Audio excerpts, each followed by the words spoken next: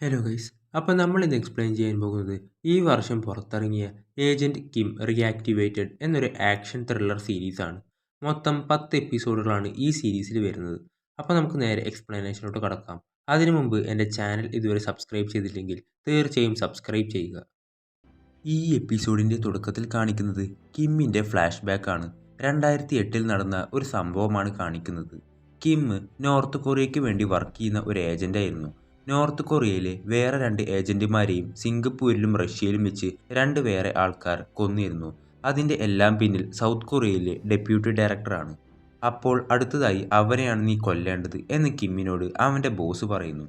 അവനെ കൊല്ലാൻ വേണ്ടി കിമ്മിനെ പറഞ്ഞേക്കുന്നു. എന്നിട്ട് ഡെപ്യൂട്ടി ഡയറക്ടർ പോകുന്ന കാറിൻ്റെ പിന്നാലെ കിമ്മും അവൻ്റെ ബൈക്ക് എടുത്തു പോകും. എന്നിട്ട് ആ കാർ നേരെ ഒരു ടണലിൻ്റെ ഉള്ളിലേക്കാണ് കൊണ്ടുപോകുന്നത്. അപ്പോൾ കിമ്മ് വിചാരിക്കും ഇതാണ് പറ്റിയ സമയം അവനെ കൊല്ലാൻ. എന്നിട്ട് കിം ആണെങ്കിൽ ഡെപ്യൂട്ടി ഡയറക്ടറിൻ്റെ ബോഡി ഗാർഡ്സിനെ എല്ലാം കൊല്ലുന്നു. എന്നിട്ട് ആ കാറിൽ കയറി അവനായിരിക്കും ഓടിക്കുന്നത്. കിം ഡെപ്യൂട്ടി ഡയറക്ടറെയും ഭീഷണിപ്പെടുത്തി കാറിൽ പോകുമ്പോൾ അവിടെ മുമ്പിൽ നിന്ന് ഗാർഡ്സ് വളയുന്നു. അപ്പോൾ കിം അത് നേരെ ഓടിച്ച് പാലത്തിൽ നിന്ന് പുറത്തേക്ക് ചാടുകയാണ്. ശേഷം പിറ്റേ ദിവസം ന്യൂസിലൊക്കെ നോർത്ത് കൊറിയയിലെ ഒരു ഏജന്റ് വന്ന് സൗത്ത് കൊറിയയിലെ ഡെപ്യൂട്ടി ഡയറക്ടറെ കിഡ്നാപ്പ് ചെയ്തു പോകുന്ന വഴി പുഴയിലേക്ക് ആ കാർ മറിഞ്ഞ് ഡെപ്യൂട്ടി ഡയറക്ടറും അതുപോലെ ആ ഏജന്റും മരിച്ചു എന്നാണ് ന്യൂസിലെല്ലാം വന്നിരിക്കുന്നത്. പക്ഷേ ശരിക്കും കിം മരിച്ചിട്ടില്ലായിരുന്നു. സൗത്ത് കൊറിയയിലെ ഡെപ്യൂട്ടി ഡയറക്ടറെ കിഡ്നാപ്പ് ചെയ്ത ആ ഏജന്റും മരിച്ചു എന്ന് വരുത്തി തീർക്കാൻ വേണ്ടി കിം വേറൊരാളുടെ ബോഡി ആ കാറിൽ ഇട്ടിരുന്നു. കിം മുഖം മറച്ചതുകൊണ്ട് തന്നെ ആരും അവൻ്റെ ഫേസ് കണ്ടിട്ടുമില്ല. കിമ്മിൻ്റെ ബോസ് ഈ ന്യൂസൊക്കെ കണ്ട് ഇവനൊരു സംഭവം തന്നെയാണ് എന്ന് പറയുന്നുണ്ട്. ശേഷം ഇതൊക്കെ കഴിഞ്ഞ് കിം അവൻ്റെ വൈഫ് പ്രഗ്നൻ്റായി ഇപ്പോൾ ഹോസ്പിറ്റലിലാണ്. അവളെ കാണാനായി എത്തും. അങ്ങനെ പുറത്തു വന്ന ഡോക്ടർ കിമ്മിനോട് പെൺകുട്ടിയാണ്, കുട്ടി സേഫാണ്, പക്ഷെ അമ്മയുടെ കണ്ടീഷൻ കുറച്ച് മോശമാണെന്ന് പറയും. എന്നിട്ട് കിം അവളുടെ അടുത്തേക്ക് ചെല്ലും. അവൾക്ക് മിൻജി എന്ന് പേരിട്ടാൽ മതിയെന്ന് പറയും. എല്ലാം മറന്ന് മിൻജിയുടെ അച്ഛനായി പുതിയൊരു ജീവിതം തുടങ്ങുക. അവളെ നന്നായി നോക്കണമെന്ന് പറഞ്ഞിട്ടായിരിക്കും അവൾ മരിക്കുന്നത്. ശേഷം കിം ആണെങ്കിൽ അവൻ്റെ ബോസിനെ ഭീഷണിപ്പെടുത്തി പറയുന്നു, എന്നെ ഇപ്പോൾ ഇവിടുന്ന് പോകാൻ സമ്മതിക്കണം. നിങ്ങൾ എത്ര കാലമായി എന്നെ ഇവിടെ പിടിച്ചു നിർത്തുന്നു. ഓരോ മിഷനും കംപ്ലീറ്റ് ആക്കുമ്പോൾ ഇതാണ് എൻ്റെ ലാസ്റ്റ് മിഷൻ എന്ന് പറഞ്ഞ് ഇപ്പോൾ എത്ര മിഷനായി, എത്ര ആൾക്കാരെ ഞാൻ കൊന്നു. നിങ്ങൾക്ക് വേണ്ടി ഞാൻ ഇത്രയും പണിയെടുത്തില്ലേ? അതുകൊണ്ട് എന്നെ നിങ്ങൾ വിട്ടേ പറ്റൂ. എനിക്ക് ഇവിടുന്ന് ഇപ്പോൾ പോയേ പറ്റൂ, അല്ലെങ്കിൽ ഞാൻ ഇപ്പോൾ നിങ്ങളെ കൊല്ലും എന്ന് പറയുന്നു. പക്ഷെ അവരാണെങ്കിൽ നീ ഒന്ന് അടങ്ങ്, നമുക്കെല്ലാം തീരുമാനിക്കാം എന്നൊക്കെ പറയുന്നുണ്ട്. അപ്പോൾ കിം മേലോട്ട് ഷൂട്ട് ചെയ്യും. ഞാൻ ഒരു മിഷനും നിങ്ങൾക്ക് വേണ്ടി ഇനി ചെയ്യാൻ പോകുന്നില്ല എന്ന് പറയും. ശേഷം കാണിക്കുന്നത് ഇവൻ അവിടെ നിന്നും വന്ന് അവൻ്റെ കുഞ്ഞിനൊപ്പമുള്ള നിമിഷങ്ങളാണ്. ഒരു അമ്മയില്ലാത്തത് കൊണ്ട് തന്നെ രാവും പകലും കുറേ ബുദ്ധിമുട്ടിയാണ് അവൻ മകളെ നോക്കിയിരുന്നത്. കുറച്ച് കഴിയുമ്പോൾ ആ കുഞ്ഞ് അച്ഛ എന്ന് വിളിക്കാൻ തുടങ്ങും. പിന്നെയും കുറേ കഴിയുമ്പോൾ കുട്ടി സ്കൂളിൽ പോകാൻ തുടങ്ങും. ആ നിമിഷങ്ങളൊക്കെയാണ് കാണിക്കുന്നത്. ശേഷം അവൾ അവിടെ ചോര ഒലിപ്പിച്ച് കിടന്നപ്പോഴും അവൾ അച്ഛ എന്നാണ് വിളിച്ചത്. ഇപ്പോൾ കഴിഞ്ഞ രാത്രി നടന്ന സംഭവമാണ് കാണിക്കുന്നത്. ട്യൂഷൻ ക്ലാസ് കഴിഞ്ഞ് വരുന്ന നാമിനെ കുറച്ച് പയ്യന്മാർ വന്ന് പിടിച്ചു കൊണ്ടുപോകും. കഴിഞ്ഞ എപ്പിസോഡിൽ കിമ്മിൻ്റെ അടി കിട്ടിയവനായിരിക്കും അത്. ഇതൊക്കെ അതിന് മുമ്പ് സംഭവിച്ച കാര്യങ്ങളായിരിക്കും. നാമിനെ അവർ തല്ലും. അവരായിരിക്കും അവൻ്റെ ഫോണിൽ നിന്ന് മിന്നിന് മെസ്സേജ് അയച്ച് അവിടേക്ക് വരാൻ പറഞ്ഞത്.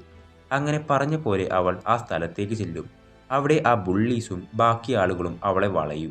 മറ്റവൾ വന്ന് നാമിന് ഇന്ന് തീരെ സുഖമില്ല, അതുകൊണ്ട് അവന് വരാൻ പറ്റിയില്ല, ഇനിയിപ്പോൾ ഞങ്ങളുണ്ടല്ലോ എന്നിട്ട് ഇവളെ ബുള്ളി ചെയ്യാൻ തുടങ്ങും. ഇവൾ കുറേ കിടന്ന് ചൊറിയുമ്പോൾ ദേഷ്യം വന്ന മിൻ അവളുടെ മുടി പിടിച്ച് പിന്നെ അവർ തമ്മിൽ അടിയാവും. അതിൽ മിൻ അവളെ എടുത്ത് എറിയും. അപ്പം മറ്റവൻ വന്ന് മിന്നിനിട്ട് കൊടുക്കും. നീ പെണ്ണായതുകൊണ്ട് ഞാൻ നിന്നെ അടിക്കില്ലെന്ന് വിചാരിച്ചോ? എന്നിട്ട് അവളെ അടിക്കുന്ന നേരത്ത് മറ്റവളെ ദേഷ്യം കൊണ്ട് ഒരു കല്ലെടുത്ത് അവളുടെ തലക്കടിക്കും.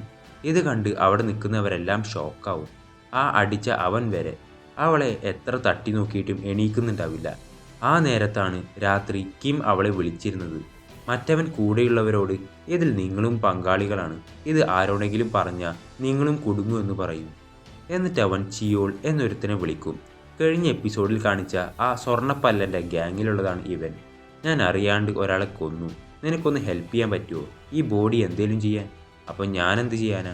അപ്പോൾ മറ്റേ പെണ്ണ്, ഞാൻ ജുഹ കൺസ്ട്രക്ഷൻ ചെയർമാൻ്റെ മകളാണ്, നിങ്ങൾ പറയുന്ന ക്യാഷ് ഞാൻ തരും, ഈ ബോഡി ഒന്ന് ഇവിടുന്ന് മാറ്റിയാൽ മതി.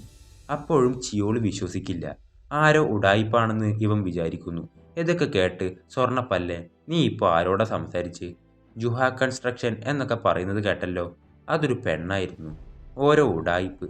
അയാളുടെ മകളാണെന്ന് പറഞ്ഞ് ആരെയോ കൊന്നു എന്നും ആ ബോഡി അവിടുന്ന് മാറ്റണമെന്നും പറഞ്ഞും ഒക്കെയാണ് വിളിച്ചത്. അപ്പോൾ അവളെ തിരിച്ചു വിളിക്കാൻ പറയും. ശേഷം അവർ ചെന്ന് മിന്നിൻ്റെ ബോഡി എടുത്ത് കാറിൽ കയറ്റും. മിൻ ഇങ്ങനെ കിടക്കുന്നത് കണ്ട് അവർക്ക് തന്നെ ആകെ എന്തോ പോലെ ആയിട്ടുണ്ടാവും. ശേഷം മറ്റവൾ ഇവരുടെ കൂടെ തന്നെയുണ്ട്. നിങ്ങൾ ചോദിക്കുന്ന പൈസ തരുമെന്ന് പറയുമ്പോൾ എനിക്ക് പൈസയൊന്നും വേണ്ട, ഇതൊക്കെ ചെറിയ കേസല്ലേ, ഞാൻ ഇത് ചെയ്യുന്നത് തന്നെ നിന്റെ അച്ഛനൊരു ഫേവറായി കണ്ടാൽ മതി. എന്നിട്ട് അവളെ കൊണ്ടുവിട്ട് ഇത് നമ്മൾ മാത്രം അറിഞ്ഞാൽ മതിയെന്ന് പറയും. ശേഷം പ്രസൻറ്റ് ടൈം കാണിക്കുന്നു. കിം മറ്റവൻ്റെ കഴുത്ത് ഞെരിച്ച് എൻ്റെ മകൾ എന്തിയടാ എന്ന് ചോദിക്കും. എനിക്കറിയില്ല, എൻ്റെ ഒരു ഫ്രണ്ട് ചിയോളാണ് ബാക്കി കാര്യങ്ങൾ നോക്കിയതെന്ന് പറയും. ആ സംഭവം നടന്നതിന് ശേഷം ഞാൻ പോയി, ഈ ചിയോൾ ഇപ്പോൾ എവിടെയെന്ന് ചോദിക്കും. ശേഷം കിം വീട്ടിലെത്തുമ്പോൾ അവിടെ മിന്നുണ്ടാകും. ഇന്നെന്താ ഓഫീസിൽ പോയില്ലേ എന്ന് ചോദിക്കും. അപ്പോൾ അവളെ കണ്ട കിം ഒന്ന് ഞെട്ടും. പെട്ടെന്ന് തന്നെ അവൾ മാഞ്ഞു പോകുന്നു. അത് അവന് തോന്നിയതായിരുന്നു. ശേഷം ബാങ്കിൽ ബോസ്, കിം സാധാരണ ഇങ്ങനെ ലേറ്റ് ആവാറില്ലല്ലോ, സാങ്ങിനോട് അവനെപ്പറ്റി ചോദിക്കുമ്പോൾ ഞാൻ അവനെ വിളിക്കാമെന്ന് പറയും. എന്നിട്ട് കിം ഒരു കോട്ടും സ്യൂട്ടൊക്കെ ഇട്ട് അലമാരയിൽ ഉണ്ടായിരുന്ന ഒരു പെട്ടി എടുത്ത് റെഡിയാവും. ആ നേരത്താണ് സാങ് വിളിക്കുന്നത്. പക്ഷേ അവൻ കോൾ എടുക്കില്ല. എന്നിട്ട് അവൻ നേരെ ചെല്ലുന്നത് ചിയോളുടെ സ്ഥലത്തേക്കാണ്. അവിടെ ഒരാൾ മുട്ടുകുത്തി നിന്ന് അപേക്ഷിക്കുകയാണ്. നിങ്ങൾക്ക് തരാനുള്ള കാശ് ഞാൻ എന്തായാലും തരാം, എൻ്റെ മകളെ നിങ്ങൾ വിട്ടയക്കൂ. ഇവരുടെ കോൺട്രാക്റ്റിൽ ആ ക്യാഷ് പറഞ്ഞ സമയത്ത് തിരിച്ചടക്കാൻ പറ്റിയില്ലെങ്കിൽ ഫാമിലിയുടെ ഓർഗൻസ് എടുക്കുമെന്നാണ് അതിലുള്ളത്. എൻ്റെ മോളെ ഒന്നും ചെയ്യരുതെന്ന് പറഞ്ഞ് കരഞ്ഞ് കാല് പിടിക്കുമ്പോഴും ഇവന്മാർ അയാളെ അടിച്ചുകൊണ്ടിരിക്കും. എന്നിട്ട് അയാളുടെ മോളെ വലിച്ചു കൊണ്ടുപോയി അതിൻ്റെ ഓർഗൻസ് എടുക്കാനായി നിൽക്കും. അപ്പോഴാണ് ആരോ കോളിംഗ് ബെൽ അടിക്കുന്നതായി കേൾക്കുന്നത്. ഒരുത്തൻ ഡോർ തുറക്കുന്നത് വലിയൊരു ഒച്ചപ്പാട് കേൾക്കും. കിം അവിടേക്ക് എത്തുന്നു. അവിടെ കിടത്തിയേക്കുന്ന കുട്ടിയെ കാണും. പിന്നെ അവിടെ പൊരിഞ്ഞ അടിയായിരിക്കും നടക്കുന്നത്.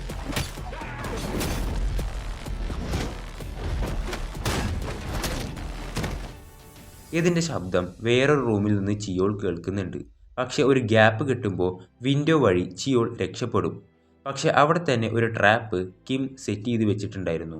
അവൻ്റെ കാല് പൊളിഞ്ഞ് അവന് ഒന്ന് എണീക്കാൻ പോലും പറ്റുന്നുണ്ടാവില്ല. കിമ്മിനോട് നീ ആരാടാ, നിനക്ക് എന്താ വേണ്ടതെന്ന് ചോദിക്കുമ്പോഴേക്കും കിം അവനെ അടിച്ചുറക്കും. ശേഷം കാണിക്കുന്നത് പോലീസ് സ്റ്റേഷനാണ്. ഇന്നലെ ബാറിൽ വെച്ച് അടിയുണ്ടാക്കിയതിന് സിയോങ്ങിനെയും പാർക്കിനെയും പോലീസ് പിടിച്ചു വെച്ചിരിക്കുകയാണ്. ഞങ്ങളെ എന്തിനാ അവിടെ ഇട്ടിരിക്കുന്നത്? CCTV ചെക്ക് ചെയ്യ്. ഞാൻ അവരെ തൊട്ടിട്ട് പോലുമില്ല. ആ സമയത്ത് പാർക്ക് സുഖമായി മറ്റൊരു സെല്ലിൽ ഉറങ്ങിയിരിക്കും. ശേഷം പാർക്കിൻ്റെ ഈ ഒരു ഫൈറ്റ് ആളുകൾ വീഡിയോ എടുത്ത് ഇപ്പോൾ സോഷ്യൽ മീഡിയയിൽ വൈറലായിട്ടുണ്ട്. അത് ഒരാളും അയാളുടെ ഭാര്യയും കണ്ടുകൊണ്ടിരിക്കുകയാണ്. പെട്ടെന്ന് ഇയാൾ എന്തോ കണ്ട് ഒന്ന് സ്റ്റക്കാവും. ശേഷം സൗത്ത് കൊറിയയിലെ ജനറൽ ബ്യൂറോ ഇൻ്റലിജൻസ് ആണ് കാണിക്കുന്നത്. അവിടുത്തെ മീഡിയ സർവൈലൻസ് റൂമിൽ ആ വീഡിയോയിൽ നോക്കി അതിൽ കിം നിൽക്കുന്നതായി അവർ കണ്ടുപിടിക്കും. സൗത്ത് കൊറിയയിലെ മോസ്റ്റ് വാണ്ടഡ് ക്രിമിനലാണ്. അവിടുത്തെ ഒഫീഷ്യൽസിൻ്റെ അടുത്തേക്കൊക്കെ ഈ വിവരം കിട്ടും. അവിടുത്തെ ഡയറക്ടർ ജനറൽ പറയും, എനിക്കവനെ ഓർമ്മയുണ്ട്, ഇവൻ മരിച്ചെന്ന് ഞാൻ വിചാരിച്ച്, ഇനി എന്തിനെ വെയിറ്റ് ചെയ്യുന്നു, പോയി അവൻ്റെ തല വെട്ടിക്കളയും. പക്ഷെ ആ ജനറലിൻ്റെ ഓപ്പോസിറ്റ് നിൽക്കുന്ന മറ്റുള്ള ഓഫീസേഴ്സ് ഇതൊന്നും സമ്മതിക്കില്ല. കാരണം ഇപ്പോഴാണ് നോർത്ത് കൊറിയയും സൗത്ത് കൊറിയയും തമ്മിൽ ഒരു അണ്ടർസ്റ്റാൻഡിങ്ങിലായി പോകുന്നത്. ഇപ്പോൾ അവർ തമ്മിൽ വലിയ വഴക്കൊന്നുമില്ല. പക്ഷെ അവനെ ഇനി എന്തെങ്കിലും ചെയ്താൽ അപ്പോൾ നോർത്ത് കൊറിയയും സൗത്ത് കൊറിയയും തമ്മിൽ അവിടെ വലിയൊരു യുദ്ധം തന്നെ ഉണ്ടാകും. അത് മറ്റുള്ള ഓഫീസർമാരും സമ്മതിക്കുന്നു. അവരും പറയുന്നു അവനെ നമുക്ക് പിടിക്കണം, പക്ഷെ അവനെ നമുക്ക് ജീവനോടെ തന്നെ വേണമെന്ന്. അത് കേട്ട് ജനറലിന് ആകെ ദേഷ്യം വരുന്നു. അയാൾ പറയുന്നു, അവൻ നമ്മളെ എന്തെല്ലാമാണ് ചെയ്തതെന്ന് നിങ്ങൾക്കൊന്നും ഓർമ്മയില്ലേ? അവൻ നമ്മളെ ചതിച്ചു. ആ സൗത്ത് കൊറിയയ്ക്ക് വേണ്ടി അവനെ ഒരിക്കലും വെറുതെ വിടാൻ പാടില്ല, അവനെ കൊന്നേ പറ്റൂ എന്ന് പറയുന്നു. പക്ഷെ മറ്റുള്ള ഓഫീസർമാർ അതിന് സമ്മതിച്ചില്ല.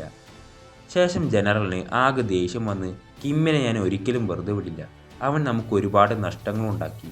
എന്നിട്ടും ഇവന്മാരെല്ലാം പറയുന്നത് അവനെ തിരിച്ച് ജീവനോടെ കൊണ്ടുവരണമെന്നാണ്. അവിടെ ജനറലിൻ്റെ ഒപ്പം ഉണ്ടായിരുന്ന മറ്റേ ഓഫീസർ, പക്ഷെ കിമ്മിനെ നമുക്ക് അങ്ങനെയൊന്നും കൊല്ലാൻ പറ്റില്ല, കാരണം അവൻ അത്രയ്ക്ക് പവർഫുള്ളായ ഒരു ഏജൻ്റാണ്. അങ്ങനെ കൊല്ലാൻ പോയി പറ്റുന്ന ആരെങ്കിലും ഇവിടെ ഉണ്ടോ എന്ന് ചോദിക്കുമ്പോൾ ജനറൽ ഗോങ് എന്ന് പറയും. അവൻ ഇവിടെ ഉണ്ടായിരുന്നെങ്കിൽ അവനെ എപ്പോൾ തീർത്തേനെ. അപ്പോൾ ഏത് നമ്പർ 66ഓ?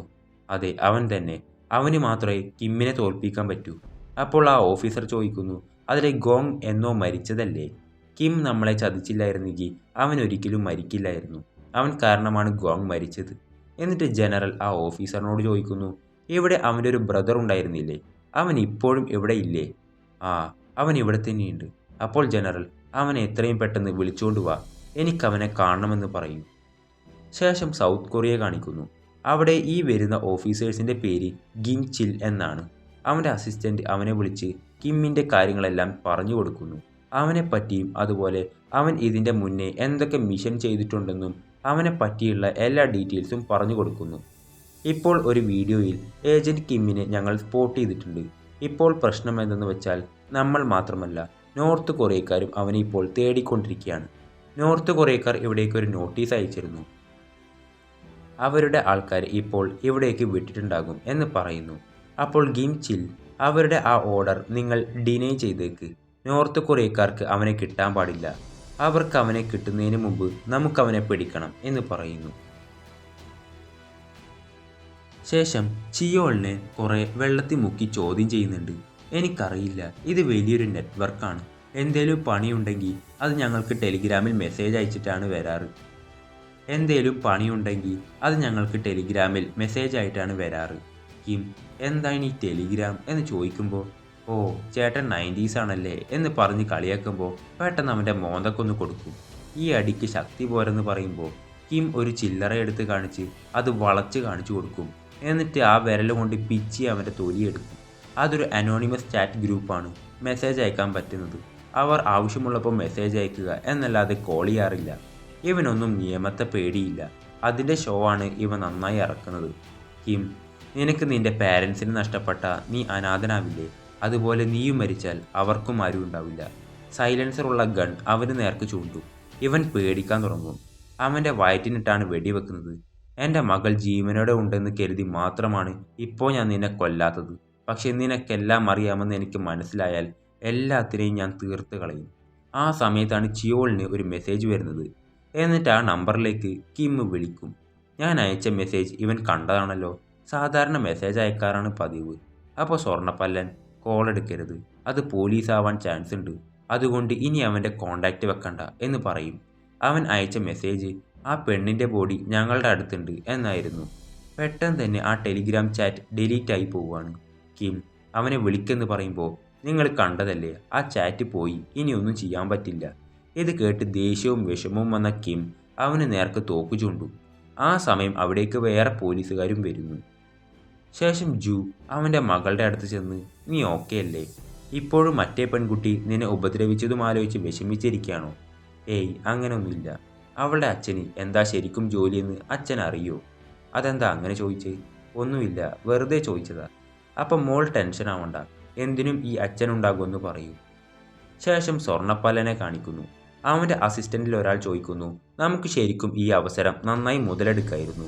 അതായത് ജൂൻ്റെ മകളെക്കുറിച്ചാണ് പറയുന്നത്. അവളെ നമുക്ക് കിഡ്നാപ്പ് ചെയ്ത് അവനെ ബ്ലാക്ക്മെയിൽ ചെയ്ത് ഒരുപാട് കാശുണ്ടാക്കായിരുന്നു. പിന്നെ ഇത്രയും നല്ല അവസരമുണ്ടായിട്ടും നിങ്ങൾ എന്തിനാണ് അവളെ വെറുതെ വിട്ടത്? അപ്പോൾ അവൻ അവൻ്റെ ഫ്ലാഷ് ബാക്ക് പറയുന്നു. ചെയർമാൻ ശരിക്കും ഒരു ചെറിയ ആളൊന്നുമല്ല, അവൻ വലിയൊരു ഗ്യാങ്സ്റ്ററായിരുന്നു. എന്നിട്ട് അവിടെ നിന്നും അവൻ കഷ്ടപ്പെട്ട് ഒരു വലിയ കൺസ്ട്രക്ഷൻ കമ്പനിയുടെ മുതലാളിയായി മാറി. ഇവൻ ചെയർമാൻ്റെ കമ്പനിയിലാണ് വർക്ക് ചെയ്തിരുന്നത്. അന്ന് എന്തോ ഒരു ചെറിയ കാര്യത്തിന് വേണ്ടി അവൻ്റെ ഏറ്റവും വിശ്വാസമുള്ള ആളെ അത്രയും ടോർച്ചർ ചെയ്താണ് അവൻ കൊന്നത്. അത് കണ്ട് എനിക്ക് തന്നെ അന്ന് പേടിയായിരുന്നു. അപ്പോൾ അവൻ്റെ അസിസ്റ്റന്റ്മാരിൽ ഒരാൾ ചോദിക്കുന്നു, ഇത്രയും റിസ്ക്കുള്ള ഒരാളാണെങ്കിൽ പിന്നെ എന്തിനാണ് നിങ്ങൾ അയാളുടെ മകളെ സഹായിച്ചത്? എനിക്ക് അയാളുടെ അടുത്ത് നിന്ന് ഒരു ഫേവർ ആവശ്യമുണ്ട്. അതിനാണ് ഞാൻ ഇതെല്ലാം ചെയ്യുന്നത്. എന്ത് ഫേവർ? നിങ്ങൾ അതൊന്നും അറിയേണ്ട ആവശ്യമില്ല എന്ന് പറഞ്ഞ് അവരെ ചീത്ത പറയുന്നു. ശേഷം കിമ്മിനെയാണ് കാണിക്കുന്നത്. അവനാണെങ്കിൽ പോലീസുമാർ അറസ്റ്റ് ചെയ്തിരിക്കുകയാണ്. കാരണം അവൻ നേരത്തെ ചിയോളിനെ വെടിവെച്ചില്ലേ. അപ്പോൾ അതുകൊണ്ട് അത് പോലീസുമാർ അറിഞ്ഞിട്ട് അവനെ അറസ്റ്റ് ചെയ്തു കൊണ്ടുപോവുകയാണ്. ശേഷം കാണിക്കുന്നത് നോർത്ത് കൊറിയയിലെ ഒരു ഏജൻറ്റ് സൗത്ത് കൊറിയയിലേക്ക് വന്നിരിക്കുകയാണ്. കാരണം അവന് കിമ്മിനെ പിടിക്കണമായിരുന്നു. അതിനാണ് അവൻ ഇത്രയും കഷ്ടപ്പെട്ട് സൗത്ത് കൊറിയയിലേക്ക് വന്നിരിക്കുന്നത്. എന്നിട്ട് അവൻ്റെ ഫ്ലാഷ് ബാക്ക് കാണിക്കുന്നു. എന്തിനാണ് അവൻ ഇത്രയും റിസ്ക് എടുത്ത് കിമ്മിനെ പിടിക്കാമെന്നത്? ജനറൽ പറഞ്ഞിട്ടാണത്. നിന്റെ ഏട്ടനാണ് ഇവിടുത്തെ ഏറ്റവും വലിയ ഓഫീസർ. നിന്റെ ഏട്ടൻ്റെ അത്ര കഴിവുള്ള വേറെ ആരും ഇവിടെ ഉണ്ടായിട്ടില്ല. അതുകൊണ്ടാണ് നിന്നെ ഞാൻ ഇപ്പോൾ ഇവിടെ വിളിപ്പിച്ചത്. നിന്റെ ഏട്ടനെ ചതിച്ച് നിന്റെ ഏട്ടനെ മരണത്തിലേക്ക് ഇട്ടുകൊടുത്ത ആ ഏജൻറ്റ് കിം ഇപ്പോൾ വീണ്ടും ജീവനോടെ വന്നിരിക്കുന്നു. അവനെ കൊല്ലാനാണ് നിന്നെ ഇപ്പോൾ ഞാൻ ഇവിടേക്ക് വിളിച്ചു വരുത്തിയത്. നീ അവനെ കൊല്ലണം. പോയി നിന്റെ ഏട്ടന് പകരം ചോദിച്ചിട്ട് വാ. ഇവനെ തൽക്കാലം നോർത്ത് ഏജന്റ് എന്ന് വിളിക്കാം. ശേഷം സിയോങ് സെല്ലിൽ നിന്ന് റിലീസായിട്ടുണ്ട്. നോർത്ത് ഏജന്റ് ആ സ്റ്റേഷനിലേക്ക് എത്തിയിട്ടുണ്ടാവും. അവനെ കാണുമ്പോൾ തന്നെ സിയോങ്ങിന് എന്തോ ഒരു പന്തികേട് തോന്നും. പക്ഷെ അവനത് കാര്യമാക്കില്ല. പാർക്ക് ഇപ്പോഴും അതിൻ്റെ അകത്ത് തന്നെ. ശേഷം ഈ നോർത്ത് ഏജന്റ് ടോയ്ലറ്റിൽ വെച്ച് ഒരു പോലീസുകാരനെ അടിച്ച് ബോധം കെടുത്തി ആ യൂണിഫോം കൈക്കലാക്കും. ഇവിടെ പാർക്കിന് നന്നായി വിശക്കുന്നുണ്ട്. ആ നേരത്താണ് നോർത്ത് ഏജന്റ് ഫുഡുമായി വരുന്നത്. പെട്ടെന്ന് തന്നെ നിങ്ങളാണോ പാർക്ക്? അവൻ നീ ആരടാ? അപ്പോൾ നമ്പർ 66 എവിടെയെന്ന് ചോദിക്കും. അപ്പോൾ നീ നോർത്തിൽ നിന്നാണല്ലേ? ഞാനാണ് ആ 66 എന്നൊക്കെ പറയുമെങ്കിലും വെറുതെ എന്നെ പറ്റിക്കാൻ നോക്കണ്ട എന്ന് പറഞ്ഞ് കിമ്മിൻ്റെ ഫോട്ടോ കാണിച്ചു കൊടുക്കും. ഗണ്ണെടുത്ത് ഞാൻ ഒരു വട്ടം കൂടെ ചോദിക്കും, 66 എവിടെ? അവനെ കിട്ടിയ ഞാൻ തീർക്കും. പാർക്ക്, ഞാനൊന്ന് ഇവിടുന്ന് പുറത്തിറങ്ങിക്കോട്ടെ. നിന്നെ അന്വേഷിച്ച് വരാൻ പോകുന്നത് ഞാനായിരിക്കും. അങ്ങനെ അവൻ പോയതിന് ശേഷം അവിടെ ഉറങ്ങിക്കിടന്ന ആളിൻ്റെ നെഞ്ചത്തേക്കൊന്ന് കൊടുക്കും. എന്നിട്ട് അയാൾ ഇപ്പോൾ മരിക്കും, വേഗം ഒന്ന് തുറക്കെന്ന് പറഞ്ഞ് ബഹളം വെക്കുന്നു. എന്നിട്ട് CPR കൊടുക്കുന്ന പോലെയൊക്കെ കാണിക്കും. ആ ഗ്യാപ്പിൽ ഇവൻ പുറത്തിറങ്ങി അയാളെ അതിലിട്ട് ലോക്ക് ചെയ്ത് അവൻ പോകുന്നു. ശേഷം കിമ്മിനെ കാണിക്കുന്നു. അവൻ ഇപ്പോഴും പോലീസ് സ്റ്റേഷനിൽ തന്നെയാണ്. അവനാണെങ്കിൽ പോലീസ് ചോദിക്കുന്നതിനൊന്നും ഉത്തരം പറയുന്നില്ല. അപ്പോൾ അവിടുത്തെ പോലീസുകാർ, നീ എന്താണ് ഒന്നും മിണ്ടാത്തത്? എന്താണ് ശരിക്കും അവിടെ സംഭവിച്ചത്? നിനക്കിതെല്ലാം എവിടെ നിന്നാണ് കിട്ടിയത് എന്നൊക്കെ ചോദിക്കുന്നു. അപ്പോൾ കിം ആണെങ്കിൽ ഒന്നും മിണ്ടാതെ നിൽക്കുകയാണ്. അപ്പോൾ വേറൊരു ഓഫീസർ ഫിംഗർ പ്രിൻറ്റ് ഇവിടെ വെക്ക് എന്ന് പറഞ്ഞ് ഒരു സ്കാനർ കൊടുക്കും. ശേഷം കാണിക്കുന്നത് ആ സ്വർണ്ണപ്പല്ലനെയാണ്. അവൻ കാറിൻ്റെ ഡിക്ക് തുറന്നപ്പോൾ കിമ്മിൻ്റെ മകൾ അതിൻ്റെ ഉള്ളിൽ കിടക്കുന്നുണ്ട്. അപ്പോൾ അവൻ്റെ അസിസ്റ്റന്റ്മാരെ ചീത്ത പറയുന്നു, നിങ്ങൾ എന്താണ് ഈ ബോഡി ഇപ്പോഴും കൊണ്ടുപോയി കളയാത്തത്? അവളെ ഒരു പ്ലാസ്റ്റിക് കവർ ഷീറ്റിലാക്കിയിട്ട് നിങ്ങൾ എവിടെയെങ്കിലും കൊണ്ടുപോയി കള എന്ന് പറഞ്ഞ് അവരെ ചീത്ത പറയുന്നു. ഇപ്പോൾ കൊണ്ടുപോയി കളയാം എന്ന് പറയുന്നു. ഇവർ ഇങ്ങനെ സംസാരിച്ചുകൊണ്ടിരിക്കുമ്പോൾ മിന്നിൻ്റെ കൈയാണെങ്കിൽ ചെറുതായിട്ട് അനങ്ങുന്നുണ്ട്. പക്ഷേ അവരത് ശ്രദ്ധിക്കുന്നില്ല. ശേഷം പോലീസ് സ്റ്റേഷനിൽ കിമ്മിൻ്റെ ഫിംഗർ പ്രിൻറ്റ് ആക്സസ് ചെയ്യുമ്പോൾ അങ്ങനെ ഒരാൾ ജീവിച്ചിരിപ്പില്ല എന്നാണ് കാണിക്കുന്നത്. അവൻ്റെ ഫിംഗർ പ്രിൻറ്റ് എവിടെയും കാണാൻ പറ്റുന്നില്ല, ഒരു ഡീറ്റെയിൽസും ഇല്ല. അപ്പോഴാണ് കിമ്മിൻ്റെ ഫോൺ അവിടെ എവിഡൻസായി വെച്ചിരുന്ന് ആ ഫോൺ റിങ് ചെയ്യാൻ തുടങ്ങും. ഒരു ഓഫീസർ പോയി ചെക്ക് ചെയ്യുമ്പോൾ എൻ്റെ മകൾ എന്നാണ് സേവ് ചെയ്തിരിക്കുന്നത്. ഇത് കിം കേൾക്കുന്നു. എന്ന് വെച്ചാൽ മിന്നിൻ്റെ നമ്പറിൽ നിന്നാണ് ആ കോൾ വരുന്നത്. ഇത് കണ്ടതും അവിടെയുള്ള പോലീസുകാരെ അടിച്ച് ഒരുത്തൻ്റെ കഴുത്തിന് പിടിക്കും. എന്നിട്ട് ആ കോൾ അറ്റൻഡ് ചെയ്യുന്നു. ആരാ ഇത് എന്ന് ചോദിക്കും. അങ്ങനെ അതും കാണിച്ചുകൊണ്ടാണ് ഈ എപ്പിസോഡ് അവസാനിക്കുന്നത്. അപ്പോൾ അടുത്ത എപ്പിസോഡ് ഉടൻ വരുന്നതാണ്. ആ എപ്പിസോഡുകളെല്ലാം മിസ്സാവാതിരിക്കാനായി ഈ ചാനൽ ഒന്ന് സബ്സ്ക്രൈബ് ചെയ്യുക.